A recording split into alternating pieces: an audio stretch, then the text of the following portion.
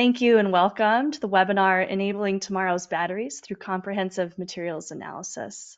My name's Myra, and I'm the Director of Member Success at Volta Foundation, and just so thrilled to have everyone joining in today. Before we get started, I just wanted to share a couple of tips and tricks with the event platform just to make the program more effective for you. So if you're on the platform, look up into the top right corner. There's 3 different icons. The first is an icon with a question mark. The second is an icon that looks like a little report. And the third is a little gear icon. So to ask questions during the program today, you can select that little question mark icon and enter your questions in the space provided. Our presenter, James, he'll answer questions at the end of the program, as many as possible. And if he doesn't get to them today, then he'll follow up with you afterwards. The second, the icon with a little report, if you click that, there's additional handout provided by James, the Oxford Instruments team, some additional insight and thought leadership on today's topic. The third is the little gear icon. If you have any technical difficulties, audio issues, that's where you want to go for that. Otherwise, you can enter anything into the chat and I'll be in the background helping out. So now let's meet James. Dr. James Sagar is the business manager for the materials analysis group at Oxford Instruments. He also takes a lead on Oxford Instruments solutions development and strategic marketing for the battery industry. James has held several positions within Oxford Instruments over the last 8 years, with a focus on several different technologies, including electron microscopy and nuclear magnetic resonance.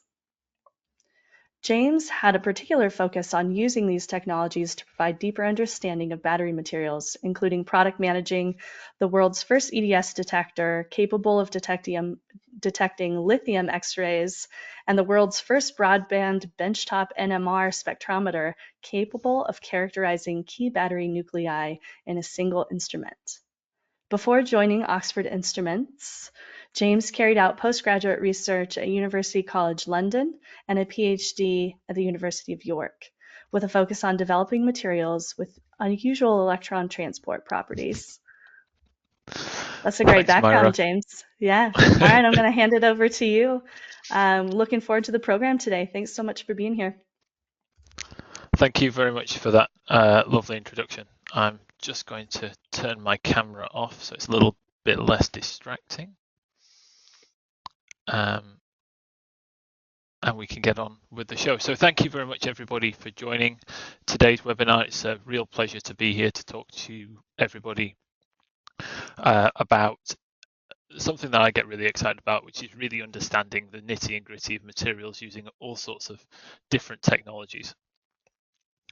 And specifically how that can really enable tomorrow's batteries and I guess drive us towards a much greener future.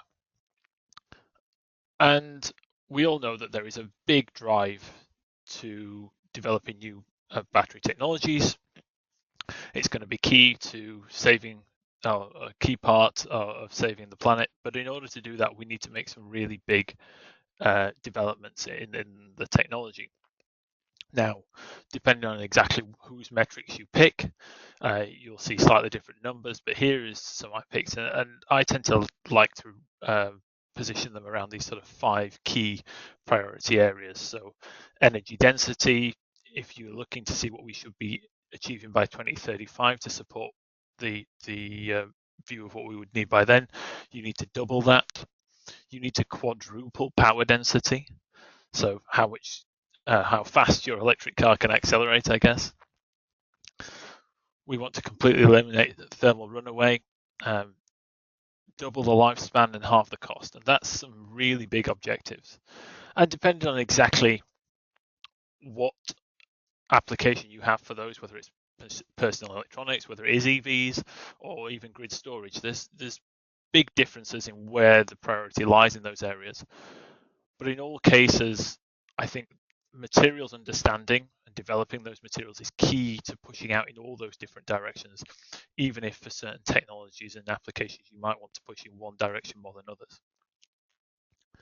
And at Oxford Instruments, we have a number of technologies that allow us to deliver real critical solutions to lots of different areas in the whole battery supply chain, all the way from mining and extraction through processing those materials and looking at the R&D into cell manufacture, to failure analysis, and eventually recycling to drive that circular economy. And there is some really key measures that can be derived from those technologies, whether it's optimizing yield of extraction, whether it's understanding the purity of those precursor materials, or in fact doing some really detailed analysis of post-cycling electrode structure. That understanding really enables us to push the boundaries of what's possible, and we do that through 4 sort of key technology areas. NMR, nuclear magnetic resonance, which allows us to analyze the structure and chemical and physiochemical properties of both liquids and solids. I'll talk about 2 different types of NMR through the presentation today.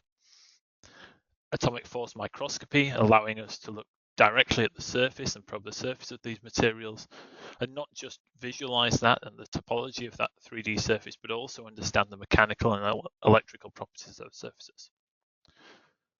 Confocal Raman imaging and spectroscopy allows us to look at the surface and subsurface chemical structure of both organic and inorganic materials.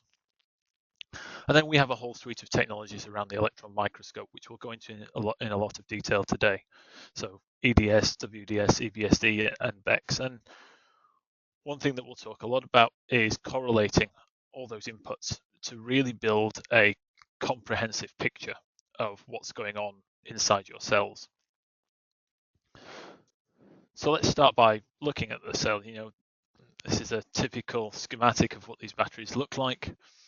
And if we start at one end, we'll look at what sort of things we can start to measure with these technologies. So if we look at the anode, you can measure things like lithium content with both SEM, Raman, which is key for your energy density.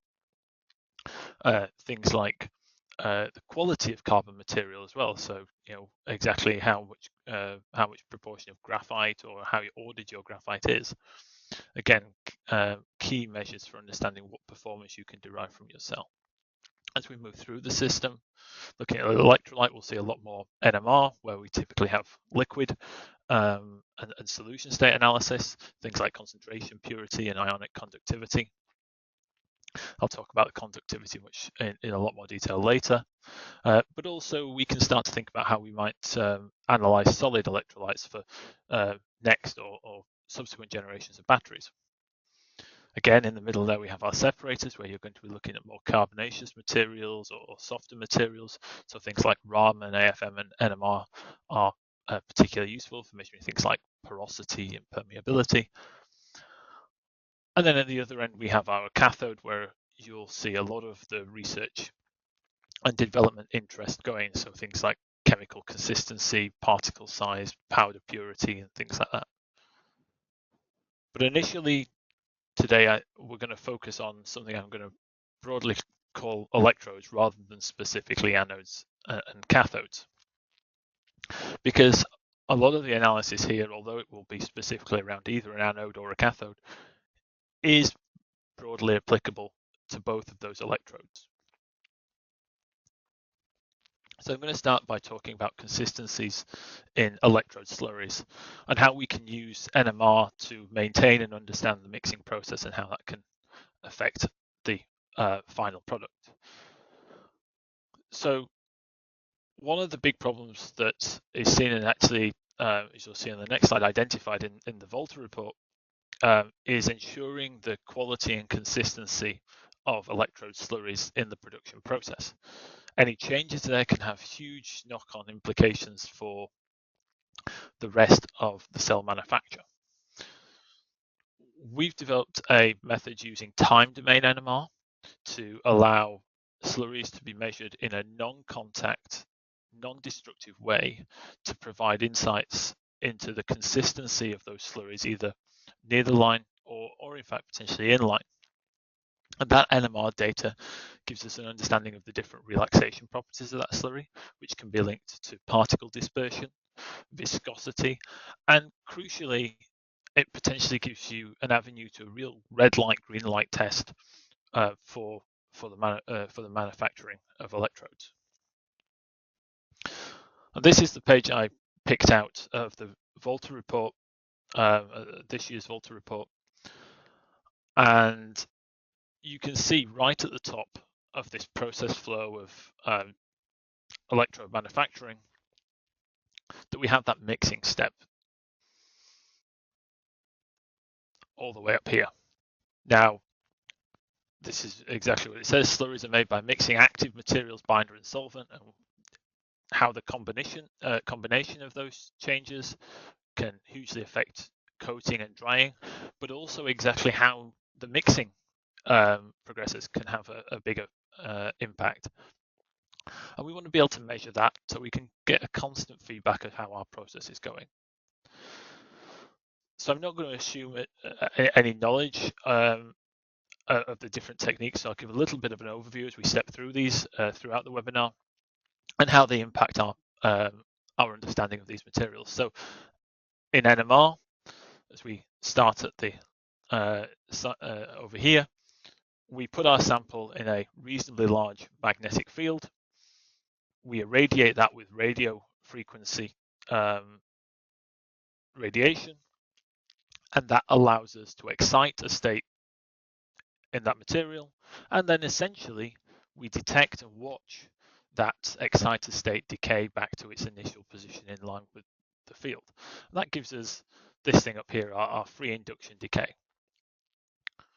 If we just take the magnitude of that, then or the intensity of that decay, that gives us a time domain signal, which we're going to talk about now. If we were to Fourier transform that, we would get the more typically understood NMR spectrum, which we'll talk about in a lot more detail later. But let's talk about time domain and the free induction decay. Well, what happens there is that we're probing in the case of a electrode slurry in lithiated graphite, CMC, and water. We're going to predominantly probe the water with NMR. We're going to see that because that's got the majority of the hydrogen atoms that we're going to measure. And what we find in these samples is that we then have those water molecules in different environments, and that leads to different relaxation rates. So water molecules that are free will relax much slower than ones that are tightly bound to the surfaces of particles. And from that, we can infer something about what is going on within our slurry.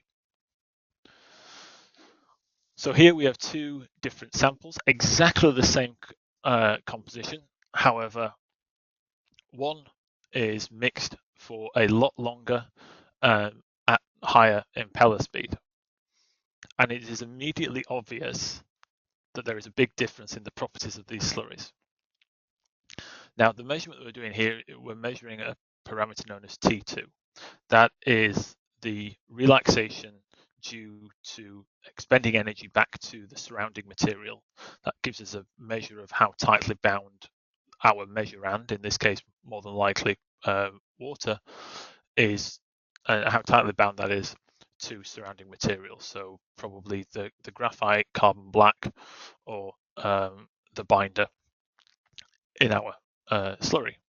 We can see those differences, and one way to show those differences even more clearly is to do an inverse Laplace transform, and we can see that we get two very different distributions. The distributions themselves look a little different, but as we increase that mixing time, we see a shift to much longer relaxation times, and also we see different components appearing. If we start to do a little bit more detailed analysis, we can do what's called a two-dimensional NMR experiment. For time domain NMR, that is a measure of T1, so the self-relaxation, versus T2, the relaxation to the lattice or to the surrounding matrix. And that gives us this distribution. We can again see very, very clear differences. If we look on the left-hand side, that standard process has a almost uniform distribution, as you can see in the T1, T2, whereas we get some clear differences in the distribution for that sample with the much longer mixing time. And this drives us to a hypothesis that for the standard sample, we have a reasonably well dispersed particles of pretty similar sort of size and distribution. Whereas for that overmix sample, we potentially have agglomeration of particles, and this means that we have much smaller surface area to bind to. So we actually have a lot more free water and binder, which is giving us those much longer relaxation times. One thing that's clear is that this is a good test of, is my process what I think it is, because these are repeatable, as you can see from the dashed lines in the center there. But also if we then take electron micrographs of those two samples, in this case in cross-section prepared with a raw BMI mill, these are the same magnification, same size, same preparation. I think although there's not necessarily the statistics on this single measurement, once it's processed onto a current collector, it would at first impression seem like we do actually have much larger particles for the overmixed slurry, and what's more is it's about 50% thicker once we coat it onto our current collector, which when you're manufacturing, if you start producing a 50% thicker layer of active material, then that's going to have significant implications going down the rest of the production process. So this gives us a really, really good non-destructive, non-contact measure of exactly what's going on in our slurry. Once we've made our slurry, once we've got it onto our sample, then there's all sorts of different analysis that we might consider that will affect the subsequent performance of our cells. So I'm going to take a little bit of a diversion now and look at sort of more common material, and in this case in cathodes. So we're going to look at intergranular defects in some NCO and correlate a broad range of different data types. So we know that material consistency is key to delivering consistent performance from cells. And consistency can have all sorts of different measures, and whether you want it to be structurally consistent, whether you want it to be size consistent, morphologically consistent, chemically consistent, all these things we can measure. And we measure most of those around the electron microscope and with a few standalone techniques. And by combining those, we can get a really comprehensive picture of exactly what's going on, not just that consistency, but also the level of detail that allows you to make big developments in your processes. But let's start with the chemistry of active material synthesis. So this is NCO. So you start with a hydrated nickel sulfate and a hydrated cobalt sulfate, and you mix those together with a bit of ammonia, depending on exactly your process. Everyone on this webinar will know that much better than I do. But you then lithiate it, and eventually you end up with your cathode active materials. But there's always a question of exactly, do I have purity in my cathode active material? And if I don't, where are those impurities, and what's the effect going to be on my subsequent cell performance? So as I said, electron microscopy underpins a really large percentage of materials analysis generally, but also specifically in the battery industry.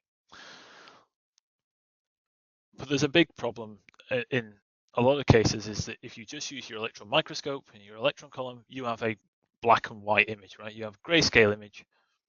But by adding additional analytical techniques, you turn this into something that I often like to call the Swiss Army knife of material science, right? You have all these different tools to help you through most situations.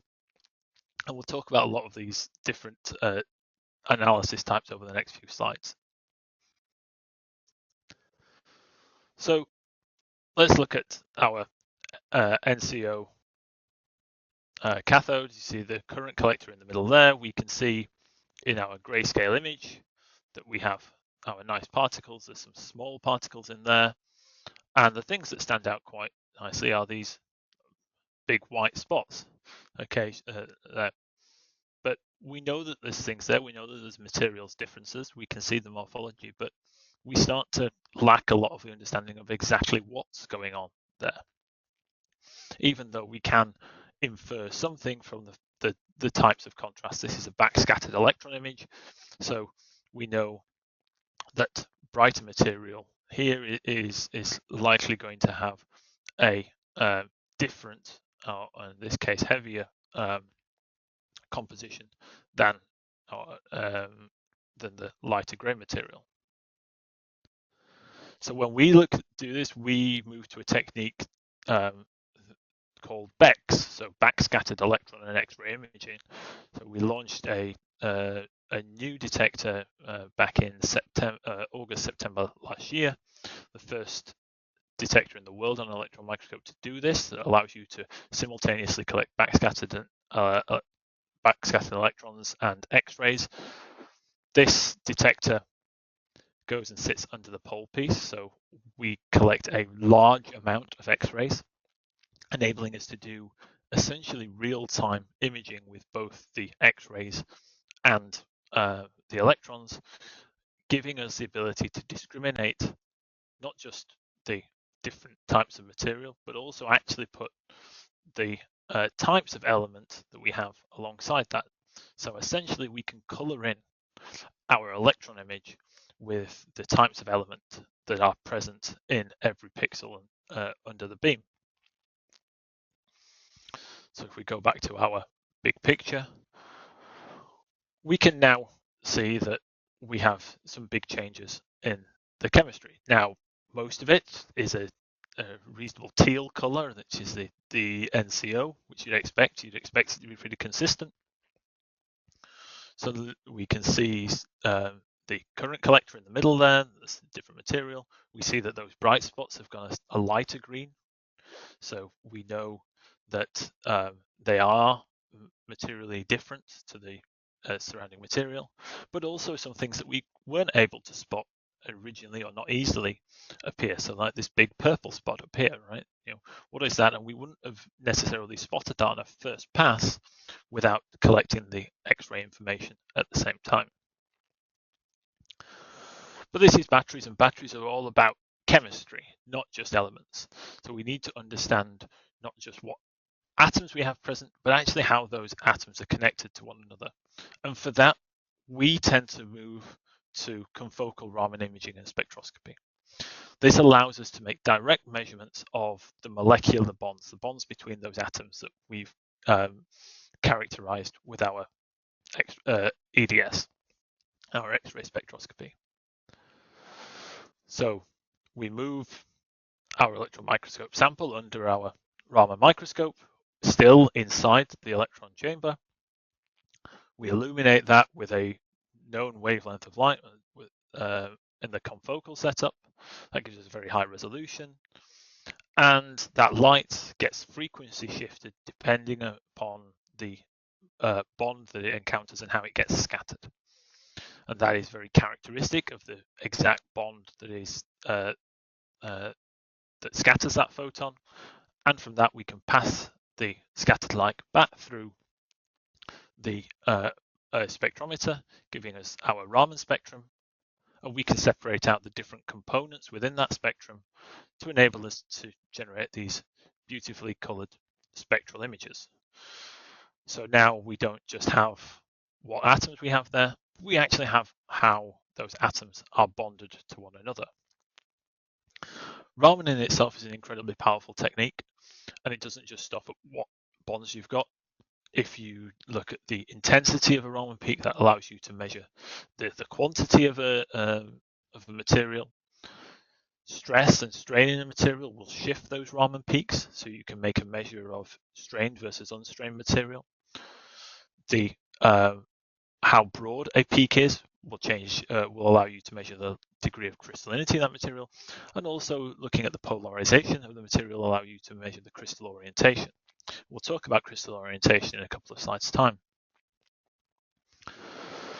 But in the case of our NCO sample here, if we move this over to our Raman microscope, we can correlate and capture a Raman image from that same area, and you can start to see that we're seeing a few more components there. We're not just seeing the same things that we would see with the electron microscope.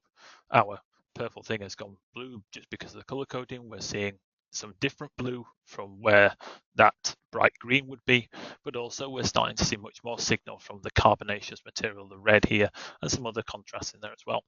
And if we look at the specific spectra of those components, the red shows a carbon signal, which we would expect. And we have a number of different spectra that show similar metal oxide bonds. So we have this blue spectrum with this area here, which we'll dig into in a bit more detail.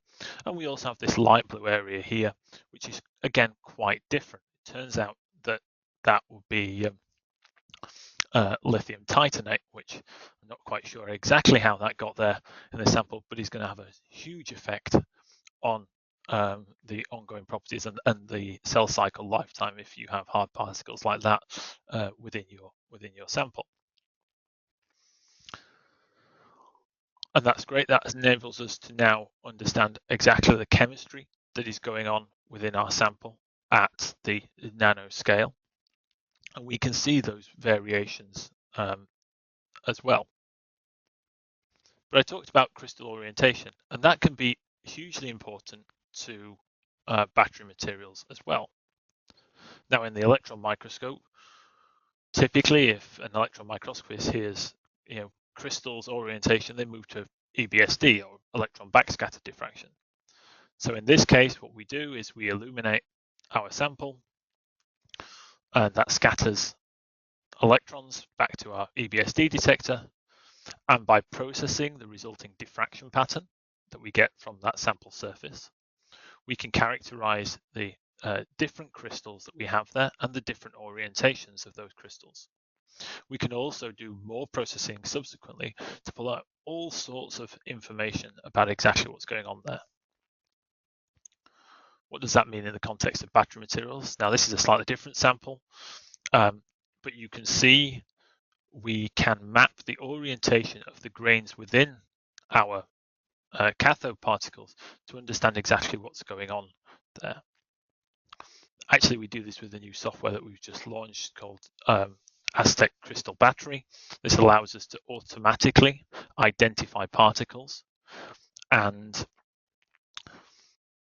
by categorizing those particles and selecting them automatically, we can then give a set of orientations based on the particle's own coordinate system. In the case of this cathode particle here, that allows us to spot that our C-axis of our transition metal oxide cathode is orientated tangentially to the particle. Now, that's really important for the properties of this as a cathode, because it means that our lithium in our crystal structure, those lithium atomic planes are aligned perpendicular to the edge of the particle, allowing lithium to move in and out of those cathode grains much more easily than if the C-axis of this crystal was orientated perpendicular. And also we can teach this. This is machine learning based program. So we can teach it what is a cracked particle, what is a small particle, what is an average sized particle, and we can start to allow it to select and analyze the particles appropriately and do that detailed characterization without a significant amount of user input. So if we go back to our NCO, we can now overlay our EBSD image on there that we've collected. And if we look in a little bit more detail, what we can see is that maybe there's a few of these z-axis or these orientations that are tangential to the particles, but actually in most cases it is pretty randomly ordered. So what we're really starting to do is build up a picture here that we've got a cathode material with a lot of inclusions, not a particularly well ordered crystal structure, which means that it may not be a particularly good cathode. But one thing it is very useful for understanding exactly how important these techniques can be to deriving parameters and properties from these materials. Now, we talked a little bit about EDS and energy dispersive X-ray spectrometry. So essentially illuminating our sample, generating characteristic X-rays, and then these characteristic X-rays we can plot on an energy spectrum, and from that we can infer exactly and measure what is exactly under the beam. We can take that pixel by pixel and we can build a two-dimensional map of the composition, of the elemental composition of our sample. And this is critical and is an incredibly widely used technique across everything in material science. But picking the right detector for what you want to achieve and what you want to understand can have a huge impact on the quality of the results that you're able to get.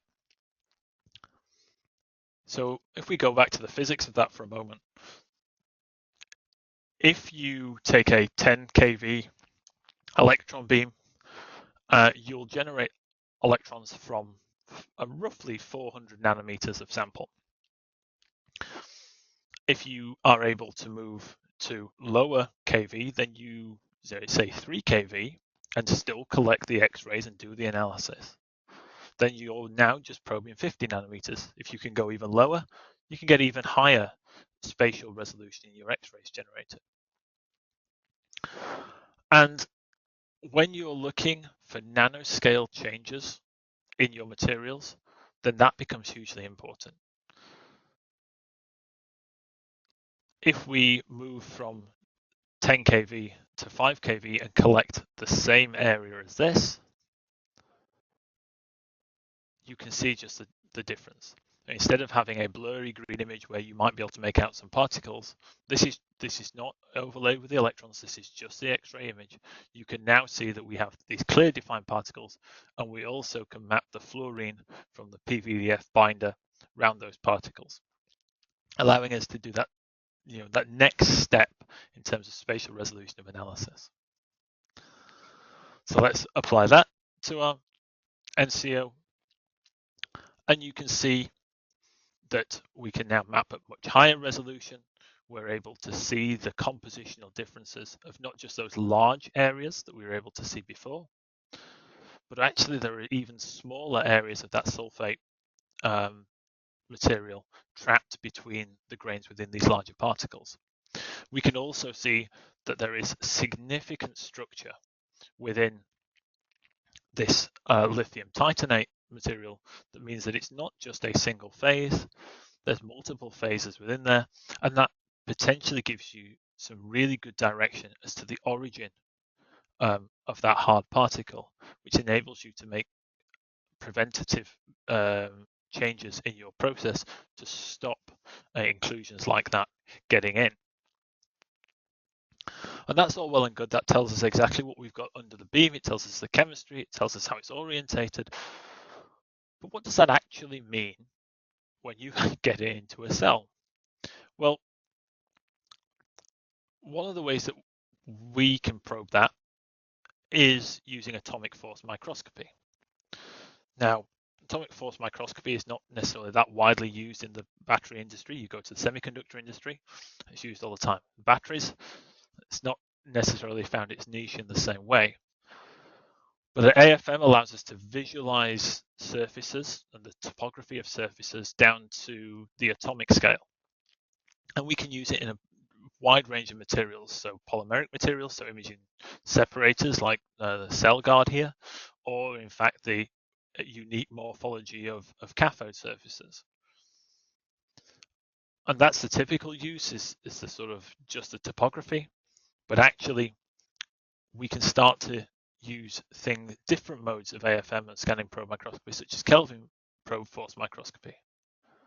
Now, this is a slightly more advanced technique where we apply an AC and a DC bias voltage to the tip.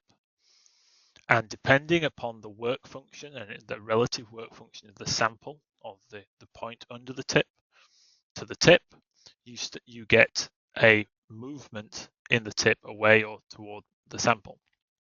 Essentially, you set off an oscillation in the tip. We then apply a DC voltage to stop that oscillation, and that voltage allows us, we can plot that voltage pixel by pixel. And that gives us the surface potential or the work function of the surface. Now, that's a really interesting measure and is typically used a lot in corrosion and understanding thin film anti-corrosion layers. But that's potentially very interesting for battery materials because it allows us to understand how these chemical changes could affect how an electrolyte may interact with those areas of different chemistry within a cathode particle. So I've now gone back to my big picture and I've overlaid the Kelvin probe force microscopy image of that area, and you can see correlated with those large or those sulfate inclusions that we'd previously seen, bright spots in our KPFM. That means that they have a significantly higher work function. They're much more likely to corrode, and that's a pretty significant defect to have in a cathode particle. If that's corroding, it's going to lead to cracks, which is going to lead to degradation of those particles and essentially cell failure and a decrease in the lifetime. You can see one-to-one correlation between this bright spot here and that blue area there. And if we go back now, we can see how all of that overlays. Now, this didn't matter so much when it was in the interior of a sample of a particle because it may be hard for the electrolyte to get into that area to start to degrade that particle. But what if you found one of these spots here that's right on the edge? That's going to give you a mechanism by which degradation can really start and can start quite quickly within your cathode.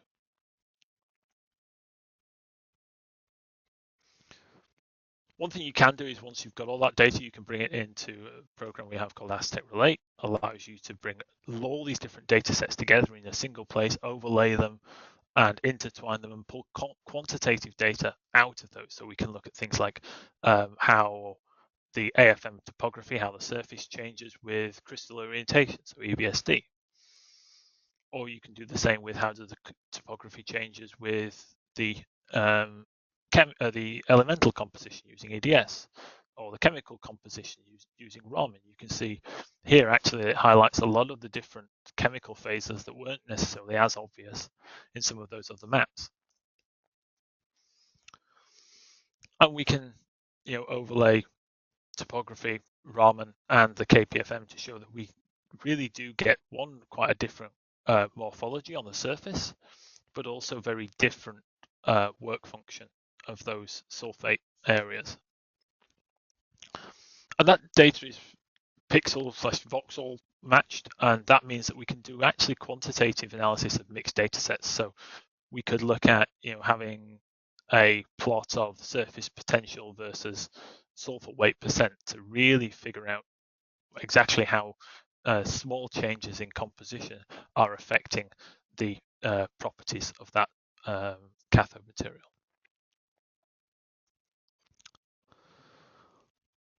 Now, moving away from those hard materials and the cathodes and looking closer to the center of the battery and the electrolyte.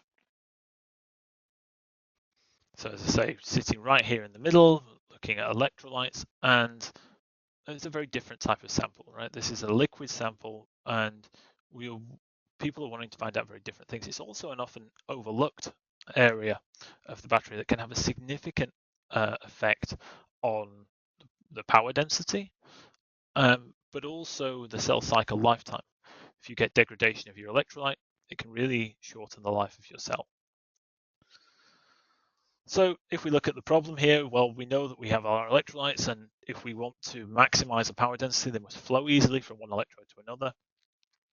And enabling understanding how those ions move from one electrode to the other is critical.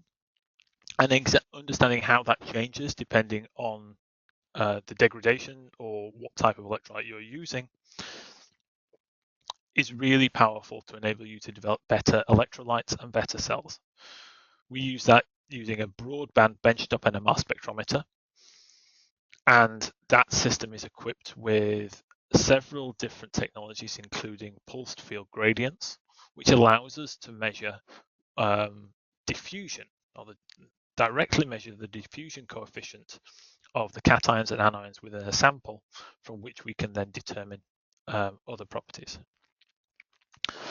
So as I said right at the start of this webinar, in the NMR method, we put a sample in a large magnetic field, we irradiate it with radio frequency radiation. That excites a state, we watch it decay. But in this case, we then Fourier transform that signal into our NMR spectrum.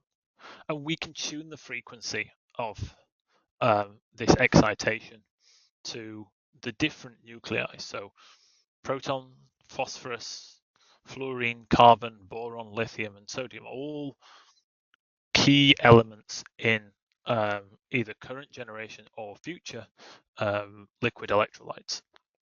And this is inherently quantitative.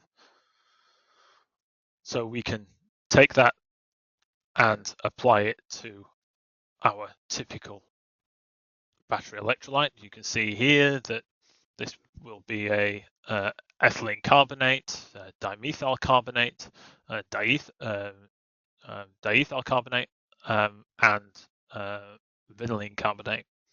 And we can measure the quantities of those different ratios to ensure that we've got the appropriate composition of electrolyte. And that's about a 1 minute measurement. So immediately enabling us to pick up really useful information about our electrolyte.